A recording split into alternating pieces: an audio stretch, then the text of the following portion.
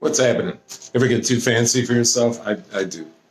I have a lavalier microphone I tried to plug into my new phone, and all you got was this from me. So there were words coming out. So I'm redoing this video. The other one deleted. So if the six of you that were watching get confused, that's why. So for the rest of you, it never happened.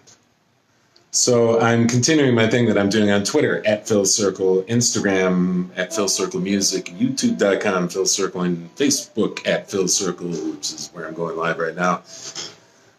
Working my way through 25 things I love about music. On Twitter, I'm at about 15 or 16 of them, and this is number 4 as I work toward the videos a little more slowly. So number 4 thing I love about music, and by the way, this is not like a rated list, it's just whatever popped into my head as I was writing them down, going on my gut. So number 4 thing I love about music is how it unifies the world. I read a book called Sapiens by Yuval Noah Harari. Read is not the word, listened to the audiobook a couple times through. In fact, it was pretty deep stuff. He also wrote 21 Lessons for the 21st Century, and I enjoyed that as well. Very, very cool stuff. In it, he talked in the Sapiens book. He talked about anthropologists discussing the 3 things that unify human beings across the world, for good or bad. Because it's science, they don't really look at good or bad. They look at just kind of what is, and then you can work from there. So it's the number 1 thing that unifies people is money. Number 2 thing that unifies people is empire, and number 3 is religion. To give examples, money unifies people in the sense that I might not like the United States, for instance, but I have no problem using U.S. dollars, to give an example. So it's something that's an international currency, unifies people. So, and I just got a text from my wife. Okay, she said. I told her I'm coming home soon. It would have been sooner, but I'm doing this right now because it didn't work the first time. That's my story, and it's true, and that's why I'm sticking to it. Back to work. So then the number 2 thing, empire.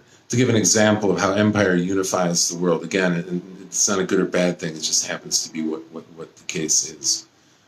You consider how many people across the planet share certain customs, certain sports, perhaps you could look at, styles of music. In the U.S., we can look at how many different kinds of music are part of what we call American music, but really is African, Latin, Celtic music is more or less the 3 big ones that have influenced American contemporary styles.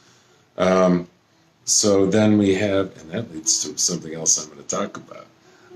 And then the number 3 thing that unifies people across the planet is religion.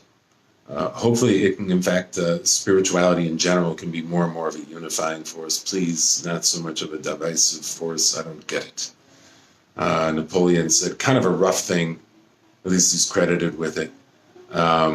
People having religious wars is much like 2 people trying to kill each other over who has a stronger imaginary friend. That's a little harsh. I'm guessing he was atheist or agnostic. More power to anybody. Yeah, anyway, moving along before I get into trouble here. I think the most unifying thing on the planet really is probably music. When I was in college, I went to Spain to study guitar for part of one of my summers. And while I was there, I sat in Cordoba, where there was this guitar festival where I went to the master class and everything with all these other guitarists. There were 11 of us and our teacher from Columbia College, Chicago, Norm Ruiz. If you see him around, go see him around. He's an outstanding student of Segovia and Parkening and stuff. Anyway, we went to Spain to study for a time and guitar. And there were people from all over Europe, and there were other people from North America, like Canada, and not everybody spoke the same language. Some people were able to speak all the languages that were being spoken, but there were plenty of us, myself included, who had just one language at their disposal. That didn't keep us from having a great time sitting in the Plaza del Potro in Cordoba, where Cervantes staged the meeting in his fiction Don Quixote. He staged the meeting of Don Quixote and Sancho Panza in the Plaza del Potro in Cordoba. So we sat there at 2 o'clock in the morning drinking beer out of a vending machine for 75 cents a beer, and listening to people play music, and some of my compatriots were playing as well, and people flamenco dancers and all this. It was incredibly unifying. Nobody once said anything about religion. Nobody once said anything about money, except maybe, do you have 100 pesetas so I can coin on you so I can get another beer. The only time Empire came up was when a couple people from Spain there found out that my friends and I were actually from Chicago, and they commented, "Wow, we thought you were from Canada or England because you're nice." So apparently that's what Americans do when they go to other countries, not be nice. Well, keep that in mind when you go traveling abroad, or go traveling anywhere. So anyway, I saw that as a really great example of how music unifies people. Let's do more of that. Keep listening, keep supporting live music, keep doing all the things I'm going to ask you to keep doing. So next week I'll be heading out to Los Angeles for 5 days to record an album with my good friend Ted Wolfers. He's from here in Chicago originally, and I look forward to it very much.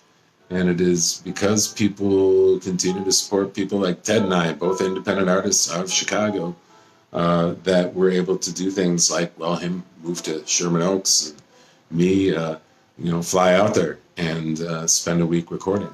So thank you for making that possible. You're all amazing.